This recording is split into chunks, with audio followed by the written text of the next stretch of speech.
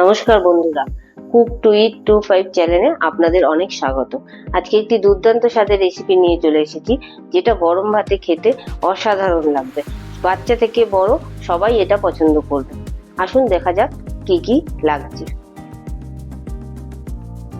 নিয়েছি লোটে মাছ, টুকরো করে কেটে ধুয়ে নিয়েছি।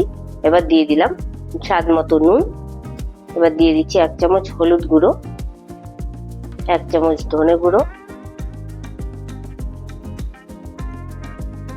1 চামচ জিরে গুঁড়ো, 1 চামচ কাশ্মীরি লঙ্কার গুঁড়ো, 1/2 চামচ গরম মশলার গুঁড়ো, 1 চামচ আদা রসুন পেস্ট, দিলাম কাঁচা লঙ্কার পেস্ট দিয়ে মাছটা 10 মিনিট ম্যারিনেশন করে রেখে দেবো।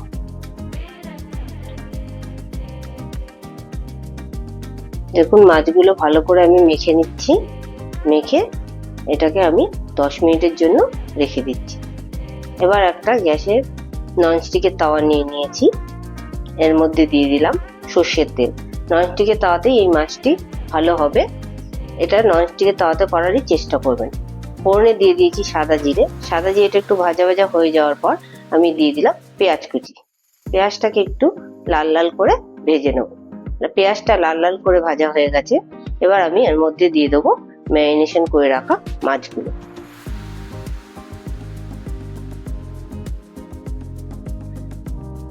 মাছগুলো দিয়ে আমি ভালো করে পেঁয়াজের সাথে মাছগুলো মিশিয়ে নেব। এটা প্রথম অবস্থাতেই করতে হবে, পরে কিন্তু মাছটা বেশি নাড়াচাড়া করা যাবে না।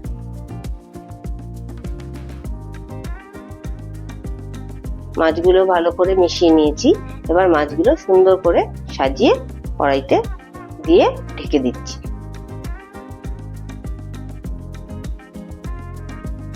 দশ মিনিট পর ঢাকনাটা তুলেছি। দেখুন মাছ থেকে কতটাই জল বেরিয়েছে। এই জলেই মাছটা সেদ্ধ হয়ে যাবে। মাঝে মাঝে কড়াইটা একটু নাড়িয়ে চাড়িয়ে দিতে হবে, যেন মাছগুলো পোড়া না লেগে যায়। মাছগুলোর ঝোল অনেকটাই টেনে এসছে। এবার খুন্তি দিয়ে আমি হালকা হাতে এটাকে একটু নাড়াচাড়া করে দেবো। বেশি হুড়ুড়ি করে নাড়াচাড়া করা যাবে না, কারণ মাছগুলো তাহলে ভেঙে যাবে।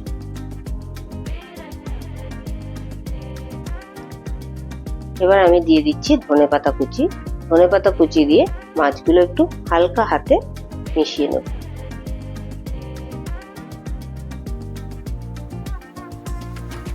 ধনেপাতাগুলো মাছের সাথে একটু আমি খুন্তি দিয়ে হালকা করে মিশিয়ে নিচ্ছি।